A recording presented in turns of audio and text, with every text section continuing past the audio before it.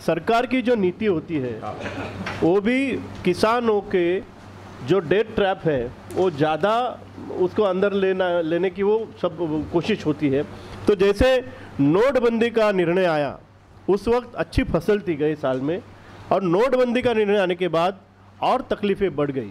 तो इसका असल में क्या प्रॉब्लम हुआ था, लोगों को, किसानों को क्या भुगतना पड़ा?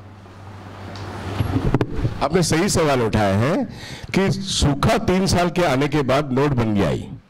नोटबंदी इस देश का सबसे बड़ा डिजास्टर है, जो अभी भी रिजर्व बैंक ऑफ इंडिया मानने को तैयार नहीं कि यह सबसे बड़ी गलती है। अब उसमें हुआ क्या, किसानों के हाथ में उत्पादित माल तैयार है लेकिन खरीदने वाला कोई नहीं। वो किसान जो है वो कैश के रूप में उसका पूरा ट्रांजैक्शन होता है, उसको कहा गया कि नहीं आप पेटीएम के करो, आप डिजिटल करो, आप ये करो वो करो। अब उसका बैंकिंग अकाउंट भी नहीं है तो उसको डिजिटल होने को कहते हैं। वो ऐसी वक्त कहते हैं जब उसका माल तैयार है और खरीदने के लिए बाजार में वो खड़ा है और लेने के लिए कोई तैयार नहीं है। उस वक्त उसका माल आप मतलब एक्सपोर्ट भी करने को नहीं देते हो और खुद मिनिमम सपोर्ट पैसे खरीदने को भी तैयार नहीं हो, तो उसका उत्पादन अगर 5,000 रुपए से कोई रेट है और उसका खर्चा भी नहीं निकलता है और 3,000 में उसको बेचना पड़ता है, तो ये जो संकट है, ये संकट वो डीमोनेटाइजेशन के प्रोसेस में हुआ है।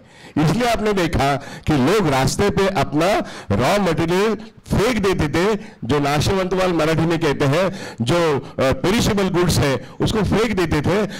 इतना बड़ा नुकसान डीमोनेटाइजेशन में 70% जनता का हुआ, और 70% जनता में हमारे किसान है और हमारे अनऑर्गेनाइज्ड लेबर भी है, क्योंकि कुल मिलाकर इस देश में सिर्फ 10 लोग संगठित हैं, 90 लोग ये असंगठित है, अनऑर्गेनाइज है, और मैं कहूंगा वो डेली वेजर्स है, और उसमें हमारा किसान भी आता है।